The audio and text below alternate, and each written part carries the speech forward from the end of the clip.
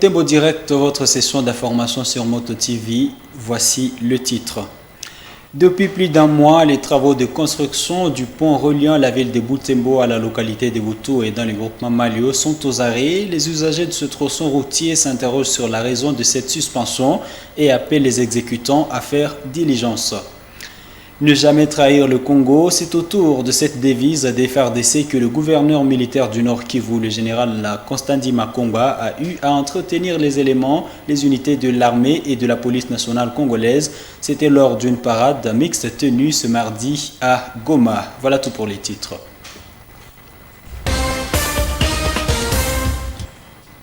Mesdames et messieurs, bienvenue dans l'intégralité de cette édition. Les travaux de construction du pont Volindi sont aux arrêts depuis près d'un mois. Ce pont est celui qui relie la ville de Boutembo au groupement Malio. Les usagers de ce tronçon de cette infrastructure routière sont dits inquiets de cet arrêt qui pousse ces conducteurs de motos à créer des déviations dans des champs des riverains. Ils appellent ainsi les constructeurs du dit pont de l'achever le plus tôt possible. Francine Moussoa nous en donne les détails dans ce reportage. C'est ce pont qui relie la ville de Boutembo au groupement Malio. Les activités de construction sont suspendues en ces lieux depuis presque un mois. En conséquence, les passants se créent des schémas de déviation ici dans des champs. Il justifie que les ponts de secours présentent également des risques et des dangers. Inquiet, Kakule Ngwali raconte qu'il paie des enfants qui l'aident à pousser sa moto vu le mauvais état de la route.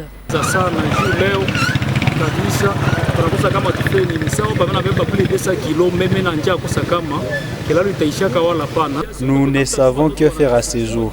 Je porte ici plus de 200 kg. C'est compliqué pour moi de traverser vu l'état des chemins de déviation. Je suis toujours obligé de payer les enfants qui m'aident à pousser ma moto, qui nous aident à finir les travaux car c'est de plus en plus compliqué.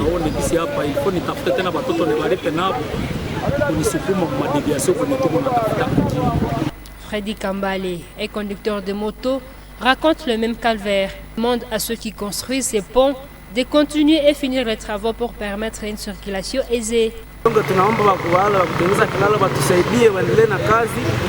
Nous apprécions ces travaux, mais que ceux qui les construisent nous aident vraiment à accélérer. Surtout quand il pleut, c'est un calvaire pour nous qui quittons Butoué pour la ville de Boutembo.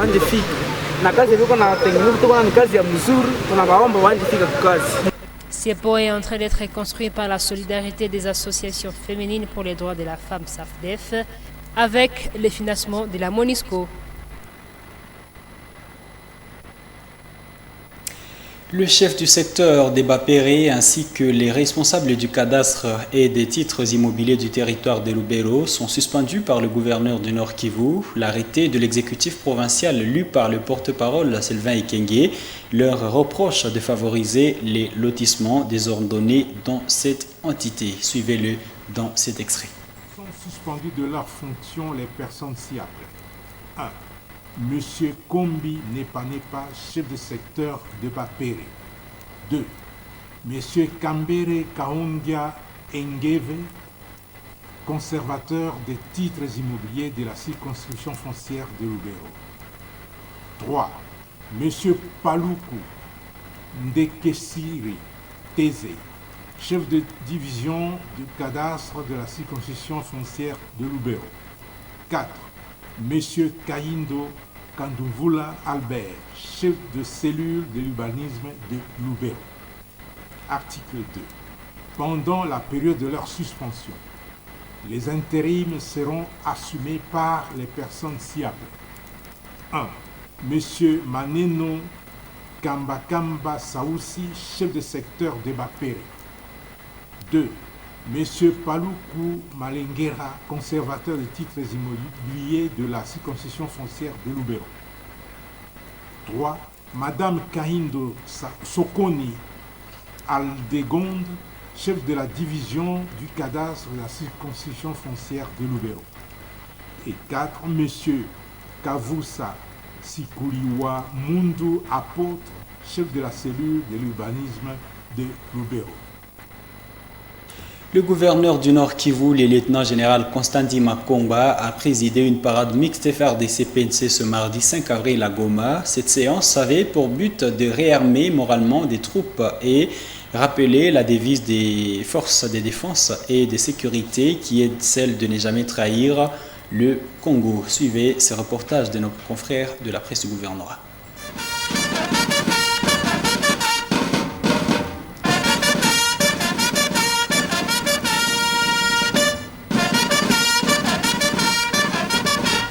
Le gouverneur militaire du Nord Kivu, le lieutenant-général Constantin Makanga, a tenu ce lundi 4 avril 2022 à Goma une causerie morale à l'intention de l'armée et de la police nationale congolaise. Un seul point était à l'ordre du jour, parler de la devise de l'armée, celle de ne jamais trahir le Congo. Le gouverneur Constantin a appelé par cette occasion tous les éléments de l'armée et ceux de la police à la prise de conscience pour la défense de l'intégrité territoriale ainsi que la protection de la population et de ce bien. Il les a félicités pour le sacrifice suprême consenti pour le pays. Pour ceux-là qui trahissent le Congo, ils sont maudits, a-t-il martelé.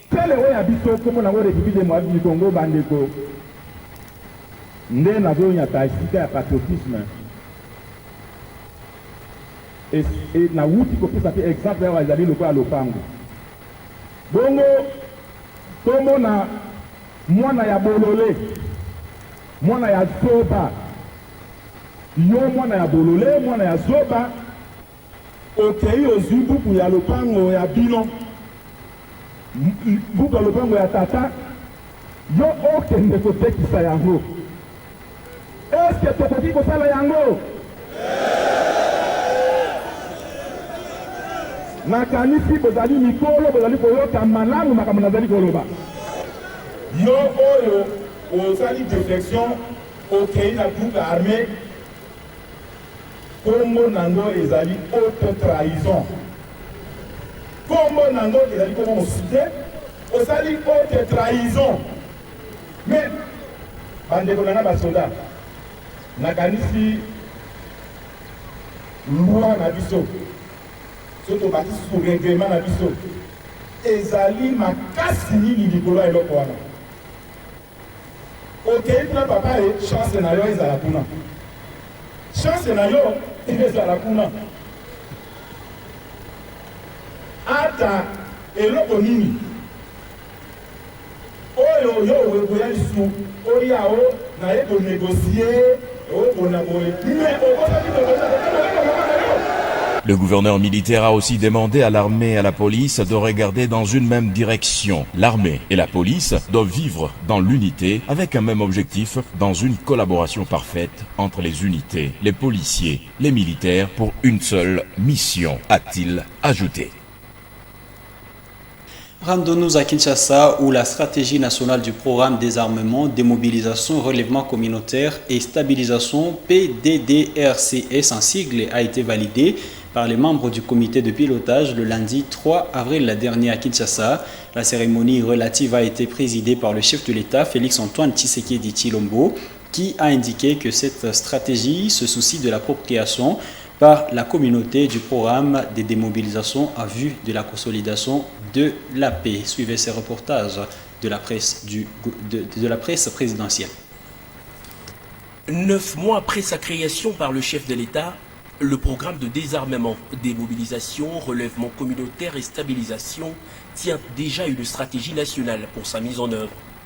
Minutieusement et consciencieusement conçue, cette stratégie a été présentée et validée par le membre du comité de pilotage sous la conduite de son président et chef de l'État, Félix-Antoine Tshisekedi Tshilombo, qui a sollicité en ouverture de session un moment de silence en mémoire de casques bleus tombés dans une embuscade dans l'est du pays.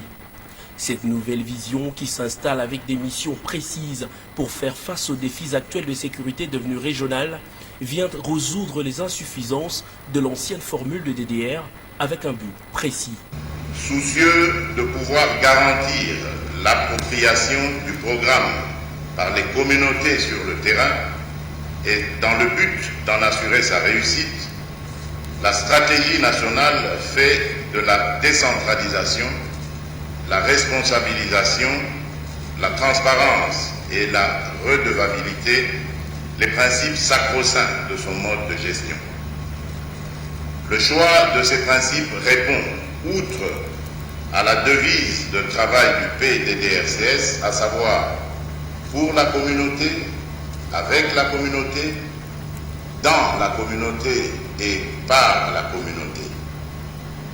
Le coordonnateur du DDRCS, comme tous les acteurs et partenaires de ce programme qui ont pris la parole pendant la réunion, ont salué la validation de cette stratégie qui va contribuer à la consolidation de la paix, à la réconciliation nationale, à la reconstruction socio-économique ainsi qu'à la stabilité du pays. Par votre souscription à ce programme, pour l'intérêt général, vous venez de contribuer à sauver des vies et à faire renaître un espoir. Je demeure convaincu que vos engagements respectifs ne sont pas de vains mots, mais qu'ils se traduiront très rapidement en actes afin d'assurer un appui et un accompagnement effectif. Ce nouveau programme de DDRCS innove sur plusieurs points comme par exemple l'intégration de la dimension communautaire et l'utilisation de la justice transitionnelle comme outil de réconciliation et de réparation. Tous ces groupes armés sont liés à un conflit, à une communauté. Et c'est ça la particularité de ce programme. Là, on s'attaque aux véritables causes à partir de la tribu. Pourquoi cette tribu a pris les armes? Et il y a tout un tas de revendications. Soit des revendications foncières, soit des conflits coutumiers, soit des conflits de succession. Et quand on se révolte, la première chose, c'est rentrer dans la brousse, prendre les armes. Maintenant, là, nous nous attaquons à ces conflits-là et nous cherchons les solutions. Pas d'amnistie ni cahier de charge, respect des droits humains, lutte contre les stigmas socioculturels ou encore soumission aux valeurs éthiques sont là quelques principes directeurs qui vont caractériser ce programme qui devra donner des résultats significatifs au profit des populations de l'Est, longtemps meurtries. Parlons sport sans transition. Le championnat urbain de football de la première division de Butembo s'est clôturé ce mardi 5 avril. À ce dernier jour, 2 matchs ont vécu au stade André Van Nevel de Butembo. Certaines équipes qui ont livré les dernières rencontres de la clôture se disent satisfaites de leurs résultats durant les 2 phases. Elles promettent à leurs supporters de faire mieux aux prochaines saisons à venir. Les 2 équipes les mieux classées devront, elles, représenter Butembo au prochain championnat provincial de la Lifnoki. Delphin Voya nous en parle. Pour la journée de ce mardi 4 avril, ces 2 rencontres qui ont été au menu à 14h, le FC Robista a eu raison du FC Orizo par un score de 1-0 et à 16h, l'US Sokozaki a battu l'AS Atlético de Butembo par 3-1. En dépit de cette défaite, le capitaine de l'AS Atlético de Butembo s'est dit satisfait du maintien de son équipe à la première division. Cependant, il lance un appel aux supporters de garder leur fidélité à l'équipe en espérant multiplier les efforts de la saison prochaine. Pendant ce temps, les impressions est que c'est pour rester dans le championnat local. Ça ne va pas marcher, c'est à cause des entraînements. Quand le jour il y a des urgences, il faut arranger notre saison. Dans le cas de Sokozaki, Jean-Marie, le coach de l'équipe, se dit fier de la prestation de ses joueurs. Il reconnaît néanmoins la nécessité de son équipe d'être renforcée à certains postes. Dieu merci, nous avons gagné tous les matchs de cette phase retour, même si nous avons perdu un. Mais tel que je vois les joueurs, je vois qu'il y a moyen de renforcer l'équipe. On ne peut pas jouer la prochaine saison comme ça. Et merci beaucoup à tous nos fanatiques pour nous avoir accueillis dans cette équipe. Nous disons encore merci. En attendant l'homologation de l'attente, l'AS Étoile et l'FC TSL sont les 2 premières du classement. Les 2 premières équipes du classement pourront représenter la ville de Butembo au championnat provincial qui commence dans les jours proches. Et les 2 dernières équipes du classement seraient normalement reléguées à 2e division. Page continentale, tirage au sort des interclubs de la CAF. Le tout-puissant Mazembe, unique représentant de la RDC en Coupe de la Confédération de la CAF, connaît déjà son adversaire au quart de finale. Les Corbeaux héritent de Pyramide FC de l'Égypte. Les Congolais se déplaceront au pays des Pharaons le 17 avril prochain pour les matchs aller avant de recevoir Pyramide FC le 22 avril à Kinshasa pour le match retour. L'arbitrage congolais est une fois de plus honoré par la FIFA dans sa liste finale des arbitres retenus pour la Coupe du Monde Qatar 2022. Le célèbre arbitre congolais Jean-Jacques Ndala, l'officiel du choc entre le Sénégal et l'Égypte à l'aller du barrage de mondial, est retenu. Il sera aux côtés des 7 autres arbitres africains. Il s'agit de Moustapha Gorbal de l'Algérie, Redouane Zied du Maroc, Papa Bakary Gassama de la Gambie, Balma Kiatesema de l'Éthiopie, Victor Gomez de l'Afrique du Sud, Johnny Sikwaze de la Zambie et enfin l'unique femme Maguette Ndiaye de Sénégal. Le stade de Kindia à Bunia est désormais prêt à l'usage commun. Cette infrastructure a été remise à la gestion du gouvernement provincial de l'autorité ce lundi 4 avril. Le gouverneur militaire promet de sommer les occupants illégaux de la concession abritant illégalement ces stades de l'évacuer. Des détails dans ce reportage de Junior Selemani de la RTNC Bunia.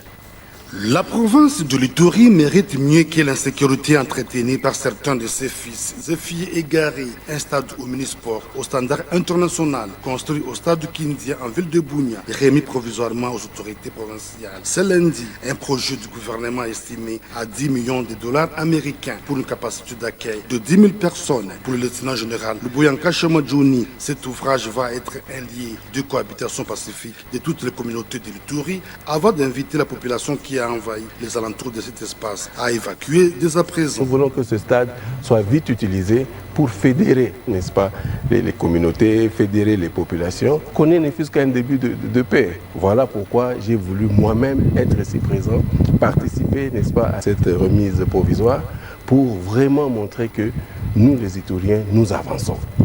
C'est tout le temps la spoliation. J'avais déjà été mis au courant de ce qui se passe ici. Malheureusement, ces gens-là, ils n'auront que leurs yeux pour pleurer parce qu'on sera obligé à casser. Blaise Koumba de l'agence congolaise de grands travaux parle de circonstances ayant conduit à l'exécution de ces projets. Il y a un certain nombre de projets qui avaient été identifiés pour un coût global de 3 milliards de dollars et que depuis lors, les projets sont programmés au fur et à mesure. Et dans le cadre de premier financement, il y avait notamment le financement du stade de Bunia. Au président de l'entente rurale de football du Roumou de rassurer l'autorité provinciale quant à l'utilisation rationnelle de ce stade. Pour nous, consommateurs de ces stades, nous sommes ravis des gens parce qu'aujourd'hui, les grands clubs, même du monde, peuvent y jouer ici sans problème.